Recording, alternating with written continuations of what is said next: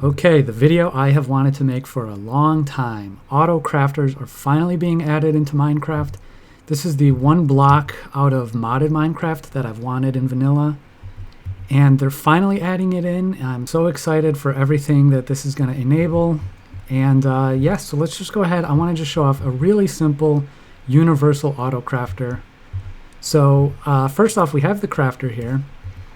And we just have a simple auto dispenser circuit here. And if you can see, there's a bit of redstone on top of the crafter. So when there's items in this dispenser, it's going to try and output a redstone signal, but that's currently being blocked by this comparator here.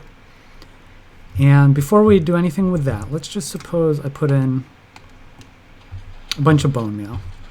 And you can see that as soon as an item comes in, it converts it if there's a crafting recipe. And it outputs the signal and it will dispense it. Now, if we don't want it to dispense every time one item comes in, we can lock this comparator here. So by locking the slots in this crafter, we now need that many items in our crafter we're actually using before we'll dispense the item it's making. So if we want a recipe that needs all 9, we just lock all 9. If we want a recipe that needs fewer, we can just lock fewer in this one here. Now the way these feed in is from the top left to bottom right, and so that makes things a bit more complicated when you have a bit more complicated recipe. So what I have here now is we have 9 chests, and each of them will be fed in order. You can see this one is the top. So the way this works is each chest is filled up with what we need for that particular slot in the crafting recipe. So this recipe here will make pistons. And what we do is that each of these hoppers are locked from behind, and we just need to unlock these hoppers in order down the chain, and so they'll feed in the correct order for the recipe.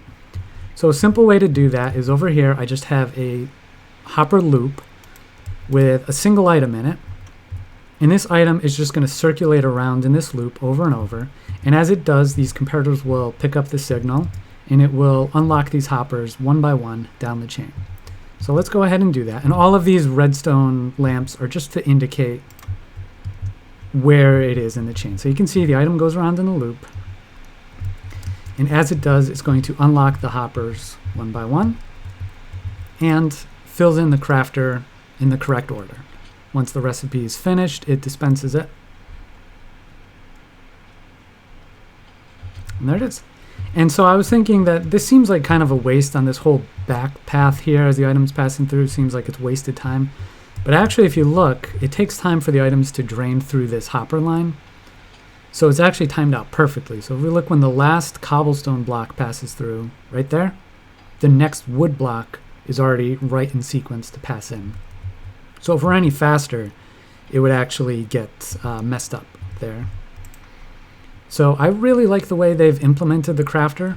It's an extremely useful block. Obviously, this is going to be used in so many things, but it's not overpowered because it requires a solid bit of redstone to make it do some things that you would want it to do. So I'm extremely happy about this. But yeah, just a really quick video. I just wanted to show off this extremely simple method of doing a universal crafter. And obviously, I'm sure this will get improved in the future, but for now, just a quick little design. All right, thanks for watching.